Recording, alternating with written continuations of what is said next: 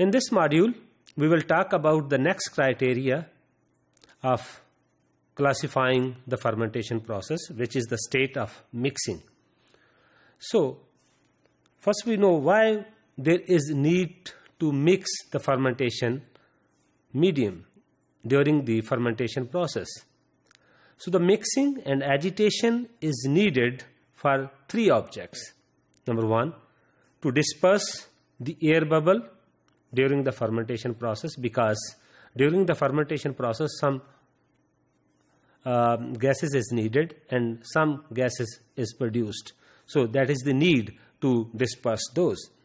To suspend the cells equally and homogeneously, because each and every cell has the equal chance to contact with the nutrients, molecules, etc. And each and every cell has the equal chance to go inside and even to go on the periphery of the fermenter vessel. The third is that to enhance the heat and mass transfer in the medium, because each and every organism requires a certain temperature. So the cooling and the heating system is mostly require a proper mixing to maintain the temperature, to maintain other parameters. So mixing is very critical. So how the mixing can be achieved? So there are different methods. So on the base of that, we classify the fermentation process into three major types: static fermentation, shake flask fermentation, and stirred fermentation.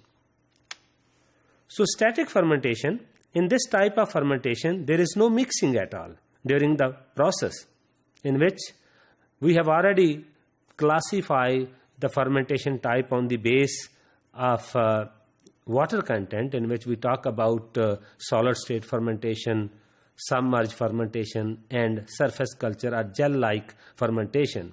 And mostly when there is a surface culture or a gel-like fermentation, no agitation is required, because we have to grow the organism just on the surface of the medium.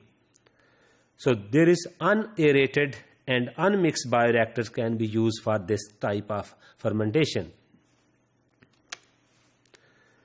So static fermentation, which is we called as unaerated and unmixed bioreactor, is that one in which the bed remained static. Bed mean in which the whole medium of the fermentation remain constant, are mixed only very occasionally, only once or twice per day, and air is circulated around the bed but not blown forcefully without, you see, disturbing the medium. As concerned the shake flask fermentation, this is also called as you see small scale of fermentation.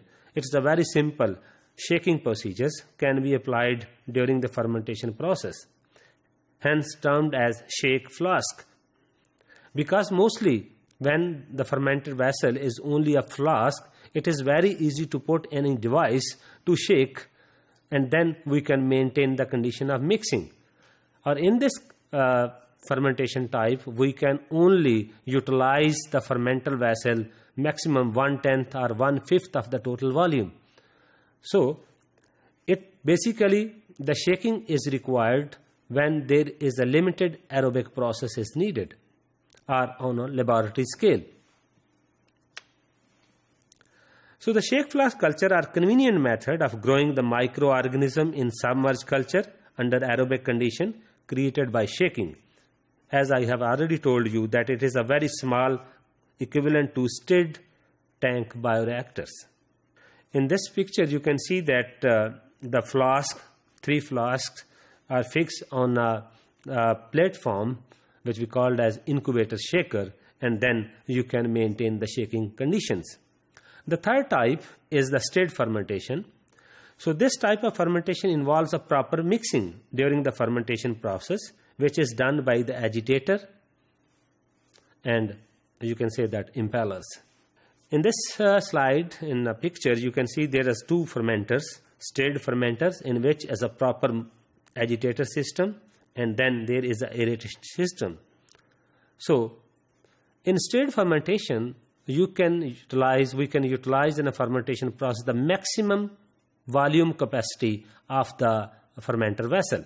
In stirred fermentation, the medium must be stirred to keep the cells in a suspension. Various types of stirred range from simple magnetic stirrers, flat blade turbine impellers to marine impellers can be used to agitate the fermentation medium. This type, when we talk about the stirred fermentation, we will talk in detail in the next modules when we talk about design of the fermenters.